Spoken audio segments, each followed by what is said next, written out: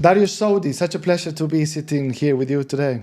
My honor. Thank you for inviting me. Thank you. Seriously, Dariush, it's such a pleasure to be here with you, and thank you for taking the time. And maybe to get started, why the Gladiator? Why have you gone in this direction of the Gladiator? You just recently had the Gladiator Summit that I've seen. It's been an incredible success, but what's the concept behind the Gladiator? I think I love Rome. I love the Italian. I love the Roman Empire. I go to Italy every year, and I have this attachment to the buildings, the history. I just felt maybe in past lives, I wasn't probably a gladiator. I was probably a slave or something. But then I realized that most of us are born slaves in a way. We're not born rich. We're not born with a silver spoon. And gladiators those days were the same. They were the captured prisoners or they were slaves, and then they had to fight their way to freedom. And in a way, us as entrepreneurs have to do the same thing. And I think it's a good trigger, good link to the actual old Gladiator, and people love it. And Gladiator happens to be one of most people's favorite movies. Indeed. There's just lots of coincidences. And gladiators, the more people you entertain in business, the more people you serve in business, the wealthier you get, the more choices you have, the more freedom you feel. And it was exactly the same those days. So I think it's memorable. People remember it. America loves it. They love gladiator movement. So, yeah. Tell us a little bit about what went on last week. You had your first Gladiator Summit. What was the experience like? What's the final outcome of this? Sure. I used to do a little gladiator masteries run by myself over the weekend, the Saturday, Sunday events, but it was very much sales and business. And I was the only speaker. But what happened was because the ticket price was around minimum $1,000 for the weekend. It wasn't an easy sell. We had to explain to people why we were charging this fee. Right. But then I didn't have skilled salespeople. So it was often me selling on the phone, right, setting up the event and talking for 20 odd hours. It just took its toll. And the last one was May 2023. I just thought, I'm never going to do another one. But then the people were messaging, when's your next event? When's your next event? So I thought, you know what, I'll just try one. I'll reduce the ticket price, make it very affordable. I won't do all the talking. I phoned up literally 15 of my friends, and they all said, we'll speak. And I thought, okay, we got traction with the speakers. Put an advert out. We got the best. We got Caesar's Palace or Banyan Tree, right, Forum. We got the best food, best location, best speakers, and we sold out in 4.5 weeks. It took me by surprise. That's because incredible. when we set the date, I said to the team, I said, my worst nightmare is that we do all this advertising, the speakers turn up, and there's 15 people in the audience. Yeah. It rocked. It took me by surprise. I was exhausted. I hadn't slept for 2 nights, leading to standing on stage. Yeah. But then there's people still, what are we, Wednesday today? And people still buzzing. That's amazing. Yes. People have asked us to put their names on waiting lists. That's incredible. For October. So we're going to do another one in October. But I'm 100% sure, Lorenzo, we'll have 2,000 people in the room. That's incredible. Really? Look, I've been watching you from the far, if we can say. I think I remember we met about 4 years ago, and I came up to you.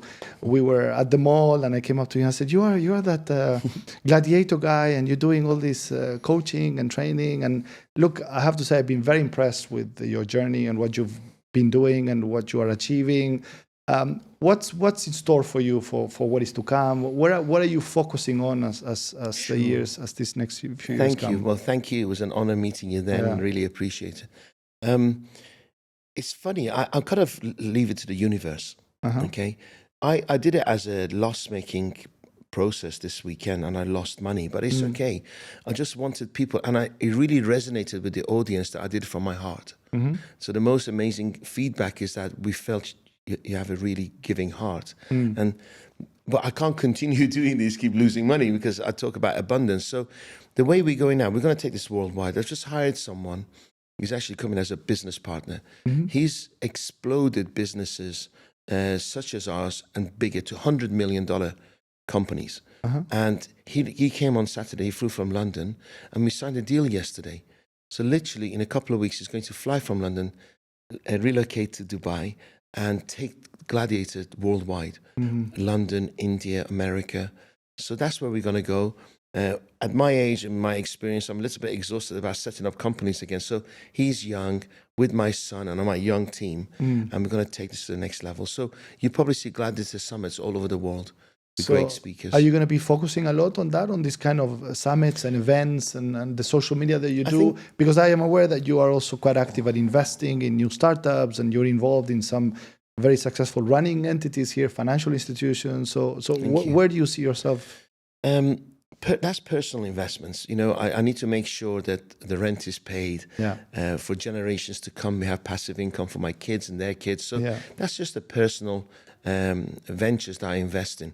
But as a company, I was close to just saying thank you very much, because running a social media platform or several platforms is draining. Right. Because you constantly have to feed this system, and there's nothing in return.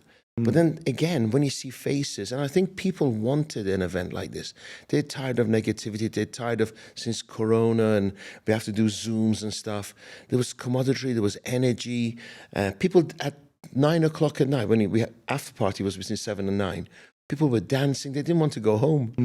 You know, and I think there's a longing for great positive energy. Love, really love. Because if you create a safe environment, ultimately it's just everybody wants to be loved. And that's what they got on Saturday, and that's what we'll provide all over the world. If there's a need for love and connection and positivity, we're here to serve. What is it that you feel people are seeking the most when it comes to them attending these kind of things? Do they need training? Are they looking for tips and advice on how to launch a company? Are they looking for motivation, past experience, examples? Yeah, brilliant question. When I spoke in the morning of the event, I said to them, look, there's spiritual speakers, there's mindset speakers, there's health speakers, there's business speakers. You might not even resonate with some people in there, but pick different things from everyone that is going to inspire you to do something different Monday morning. So it was interesting. The feedback was, I like this person, I like that person. It was amazing. It was really interesting how we had a spiritual speaker talking about pain, and he was a man. And then we had a lady, Sarah Al-Mandani, and she talks about vulnerability of women. So many women resonated with her. The message was very similar, but we came from a woman. Women resonated with her. So she proved to be very popular. So you don't know what they want, but what we're going to do next time, we're going to say, here we are, this is love, this is abundance. Tomorrow, if you're interested in taking on the courses of this particular speaker, or getting some coaching or whatever, come to this other seminar that we're going to do. Let's say 2,000 people, 500 people will turn up and say, I want a bit of this. I'm prepared to pay for it to do this. So that's, I think, the direction we're going to go. So the day summit will be totally giving. If you're interested, come tomorrow. Excellent. But I think too many companies out there, events organizers, they pitch on the day. Yeah. It's called a pitch fest. Right. So cheap tickets, go and buy your hot dogs and cokes.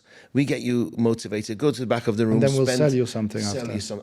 I think there's a room. I don't want that, and I think people like that. They love that. Yeah. How do you think we're doing as a city, Dubai, as a country? How optimistic are you about what's happening in the country overall, in terms of business, in terms of culture, in terms of where we're headed as a I think city? we're at the beginning still. I mean, you and I have been here a good few years, and we discussed this. I think what was really strange, that most of the speakers flew into Dubai, and you can see they're star-eyed. You know, someone like, oh my God, we're going to do business here. They don't realize, first of all, you have to work hard. But then the positivity of this city is incredible. People come here to aspire, people come here to trade, people come here to add value. They're buying properties, the property prices are going up, there's demand there, the government supports them. It's just, they don't get that in America. And they certainly don't get it in Europe, and South America. So the energy is incredible. We're just blessed to be here. And everybody talks about this bubble to be burst. Why? Why? You know, when I came here, there's 750,000 people. Now we have over 2 million people, and it's going to go to 4 million. The city needs more people to pay for the structure, the infrastructure that we built. I mean, the other day, I got a little lost in deserts, and I was looking at all these grids of highways in the middle of desert. Yeah. The rulers of this country know exactly what's coming, and Yeah. we need to ride this beautiful wave. So we're blessed. What would you think could be some of the challenges that we could have as a city, as a country in the years to come? Is our infrastructure at pressure with all the growth that is coming? What could be certain things? I think human factor, in my Okay. opinion, because a lot of people come here to make money. Mm-hmm. And what people like you and I, we need to invest in our human resources to give that extra level of service. But then if the employees are thinking of jumping for money, we might not get loyalty. Mm. I know when we go to America and Europe, people look at staying somewhere for a long period of time. Right. But here, I think people jump and hop. Yeah.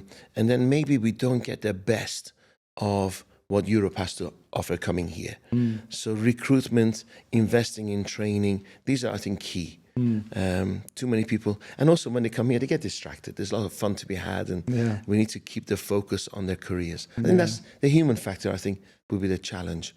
Not that it's a challenge. You and I face challenges every day. Yeah. I think you're very right by explaining this, and I think even the government took some interesting measures when they introduced the golden visa schemes and making people feel that this could be their long-term place, their long-term home. And this used to be an issue. I remember back in the day, people losing their jobs and you only have a month left to go and find another one. If not, you're out of a residency visa and you need to leave the country. Correct, So, absolutely. so they're really making a lot of changes in that. What about the sort of business landscape, the startup ecosystem? I know that you speak at multitude of forums and platforms and give advice to startups and entrepreneurs. Are we a true startup hub for the region and perhaps the world? I think absolutely. First of all, no matter which country, on stage, there was a gentleman who, Timur, his name is, he started as a bellboy. I think it was Burj Al Arab, not that long ago. And he gave great service to Russians. He's Russian. And then he got to get the trust of 2 Russian billionaires. Now his company turns over $1 billion. Wow. And he started as a bellboy. So there's opportunity everywhere, irrespective of where you come from. There's Indian billionaires, Iranian billionaires, British billionaires, crypto billionaires. So there's opportunity everywhere. But for its longevity, people have a fear that, can I trust this person because he's in this country for money? If you can show that you're here to stay, if you show your values, you could do 10 times better than anybody else. I think values drive you. You have to be aligned with your values. Some of our speakers spoke, they were absolutely amazing. But, I'm an observer, and I looked at their lives, and I'm thinking, you're not actually truly free. I'm not going to mention names, but to say something and do exactly the same is very rare to find. So if you can align yourself, your values, your hard work, deliver, you will do extremely well. It'll be like an accelerator program than anywhere else in the world. Yeah. But then at the same time, we've got the population. Like the population of Dubai is 1/5 of London. Yeah. And half of Dubai isn't wealthy. They're workers. So I could just walk into, again, it's the mentality of mindset. I could walk into London, make millions because everything is so close. I can just door knock and make money. So it balances and counterbalances. We don't pay taxes. I don't want to do, let's say, 10 days work and 4 days of that is for the government. Here, the government, where they're spending their money. It's incredible. I feel in Europe and America, we don't know where the people have lost heart. It's funny, actually. I was coming here and I read that it's called the Truth Platform by Donald Trump. Okay. He started this really loss-making platform, and now it's worth billions. Yeah. Because people are searching for honesty and truth. And here, I feel you get it. Is that the approach when it comes to business? Sometimes we are venturing into building something at the beginning. We're not too sure how this is going to be a money-making concept. I mean, I think it was the case of ChatGPT, and there's a famous interview where the founder came out to say, we don't have a plan on how this is going to make money, but it came up to be a multi-billion-dollar company at the moment. So is that a little bit something that happens in business? Sometimes you're building or you create something without fully understanding that this could turn into a moneymaker? Google started that way. Right. When the 2 owners started, they just wanted a search engine. They weren't even money-oriented. Now they're 2 richest people on the planet. So they realize how much traffic is worth. Right. As one of the speakers said this Saturday, is that attention is new currency. True. You know, you got to get people's attention. So that risk is involved anywhere. Unfortunately, too many people, we know mutually people who have platforms, and just because they have a platform, they think it's licensed to lose money. Yeah. Yeah. Well, I have a platform, and platforms like Google lose money for it. No. I mean, people with Amazon, they were giving up on Amazon. Yeah. Until the dot-com bubble burst. Yeah. So some businesses take time, some shorter, but I've never had a business where it didn't make money in the first 3 months because I've never had deep pockets. Right. Hopefully, Right. kind of that answers your question. But it's common, you know. I spent 3 weeks ago. I spent 1 week with Richard Branson. Yeah, I saw your his photos on Naked Island. Naked They're Island. hanging out. Yeah. It was How incredible. was that? I think there was a group of 20 of us, but obviously 10 are like all over him. Yes, and I'm not one of these people who gets all over people just to have their attention. So I stood back and observed, and I noticed 3 things he said. One was he never starts a business thinking about money. Okay. He starts a business to be a disruptor. 2, whatever business he buys, he builds or buys, he actually invests in hiring the best people and delegating. Correct. And puts his brand behind it. And 3, it has to be fun. And I think he's 72, 73, he was waking up at 5 in the morning, 2-hour bike rides. He was coming back to his villa and somebody would say, Richard, tennis? And go, okay. Kite surfing, he's into kite surfing. He didn't say no to anyone. Yeah. And I was exhausted watching him, you know, and he didn't say, and he's so competitive. Yeah. And then he's a paddle, sure. Kites, sure. He just didn't stop. And then he'll sit down and say, hi, Richard. He's got a ice bath. Yeah. I said, Richard, we none of us could stay here more than 5 minutes. It's like 1 degree centigrade. He'll sit 8 minutes.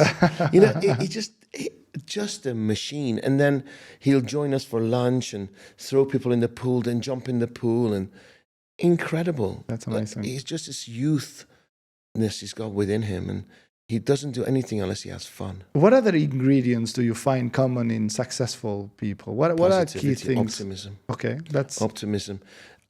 I'm not saying I'm particularly successful, but I think I'm very free. And when you're free, you're successful. Yeah. Maybe not billionaire status, but free. You know, you can do whatever you want to do, whatever you want to do, whoever you want to do it, and how long you want to. I'm in that blessed position. So I forgot the question. No, the successful ingredients for successful individuals. Yeah, optimism. Absolutely, optimism. You know, yes, SHIT is going to happen. You're going to trip. You're going to have hurdles. Don't focus. Don't call it mistakes. Call it lessons. Be aware of what you say. Yes, I got late yesterday, and I was going to say the lift was a nightmare. And I thought, you know what? Change that around. It's not a nightmare. Yeah, I should have got there earlier. Yeah. So it's just the way we speak. It's just the way we think. Yeah. The internal dialogue that we have, the peer group around us. Yeah. Do they watch the news and moan about stuff that we got no control over? Yeah. So we can really take control of our lives. I'm a little bit at war with this issue of being positive, and I tend to feel that I'm a positive individual, but I met a gentleman a while back, and he told me something really interesting. He said, you know what people like you and me and people that come from this kind of backgrounds have? He says, you have something called third world paranoia. So we come from countries, but in my case, I'm from Argentina originally. We are born in an environment where everyone is up to screwing us. The government, your neighbor, your business partner. And we evolve and develop these kind of things where we're always on the lookout for 17 routes to take me to where I want to go. And that creates a bit of a thing in you that you're constantly overthinking everything. And I tend to sit with people that you can see that they're a lot more, they think on a straight line, and we think on this very complex way of thinking. And that sort of goes at war with this positive mindset that sometimes I try to have. And do you relate with this at all? Sure. First of all, it's ingrained on us. So we can change it, right? So somewhere along the way, my mum's a worrier, my son's a worrier. Yeah. Okay. And I say to him, if it doesn't serve you, it takes your happiness away, you can decide not to entertain it. So the thoughts come, it's whether they sit there or not. So it's not like I'm positive, don't come to me. No, come, dance with it. Just put it there and focus on something else. Because whatever we focus on, we get. Worrying about something, and and the listeners and viewers will know that whatever you worry about never materializes. Yeah. Right? And you can always do something about it. So I have concerns, but I just deal with it. And when it's dealt with, I don't entertain it. Yeah. So what I say, instead of resisting, dance with it. Yeah. There's positive, negative going to be there. Optimism, pessimism, scarcity, abundance. They're all going to be there. Yeah. You can't eliminate anything. Now, over positivity is stupidity, right? But you can actually go forward with the optimism, with a positive attitude, but have precautions to make sure if anything wrong happens, you're covered. Right. Like we were talking to Richard Branson, and he said that his Necker Island is remortgaged because he bought 2 cruise boats for $1.3 billion each. Wow. When COVID struck. Oh, wow. And all his business are in the holiday business. Correct. Oh, Think about it. So he says, we had plans just in case something happened. Yeah. And he's the most optimistic person you could meet. So, Indeed. and here's another thing. Age 70, you suddenly got a worth of $8 billion. You got spaceships going out and everything. And suddenly you take a $6 billion hit. Right. Most people may jump off a cliff. Yeah, true. But with him, he was just like, it happens. Yeah. Do you remember 2009 when the economic Lehman Brothers and came down? I remember Sheikh Mohammed said that everything has cycles. When September the 11th happened, Emirates Airlines puts an order, biggest airline order ever, because Sheikh Mohammed knows, our amazing leader, that everything cycles. Yeah. You know, summer follows winter, and night follows day, and day follows night. I remember he said we've endured much more complex and difficult moments such as this ones.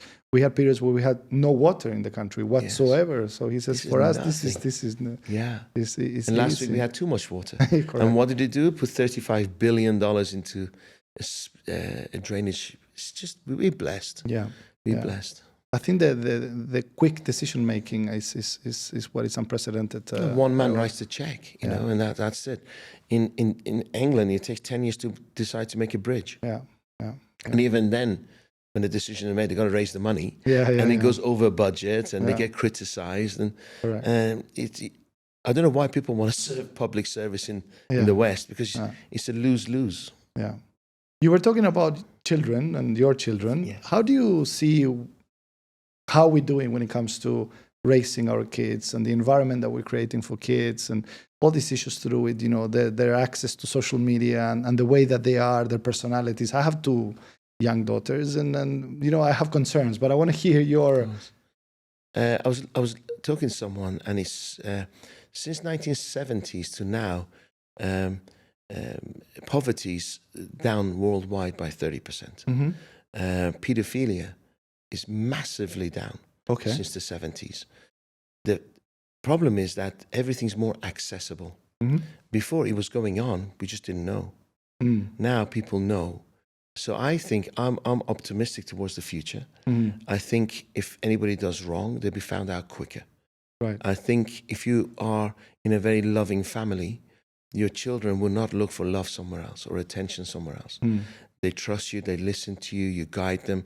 You can't stop social media, but you can make them smart enough to make their own decisions. Right. Within a certain age, not 3 or 4, but then you can lock certain accessibility to certain sites and stuff. So I think, I remember when I was young, people saying oil's going to run out. Yes, and there's not enough food, too much population. But human beings dug deeper, found more oil than you could imagine. Yeah. We fixed fertilizers so the earth can give us more crops. So I believe in humanity. I really do, although it's hard to when there's wars happening all over the place. And I sometimes think, what a shame that we're still killing innocent kids, you know, just because of religion. Yeah. I thought we moved on. Certain things that human beings sadly don't move on. Yeah. And it's been culturally everything ingrained in us, and probably will be. Yeah. If I was an alien coming down to us, I'd say, small-minded idiots killing each other for what? Will AI have a positive impact on how we evolve as a human race? AI is like factories. When factories came, people said, "Oh, these workers will be out of business." You know, industrial revolution. When cars came, said, "What do we do with 8 million horses and all these people ride horses?" Right. I think change is coming, but then there's different data, coding. There's different types of jobs that are going to be created. I think over the next 5-6 years, I just bought a publication company in England. Right. And I thought, you bought a publication company when there's ChatGPT? Yes, because we're going through transition. And ChatGPT looks like ChatGPT has written your content. Right. So you still need the human factor to humanize it. In 10 years, there'll be another opportunity, another. So you got to constantly change. The fact that like Tesla's worth value is more than all car companies put together. Yeah.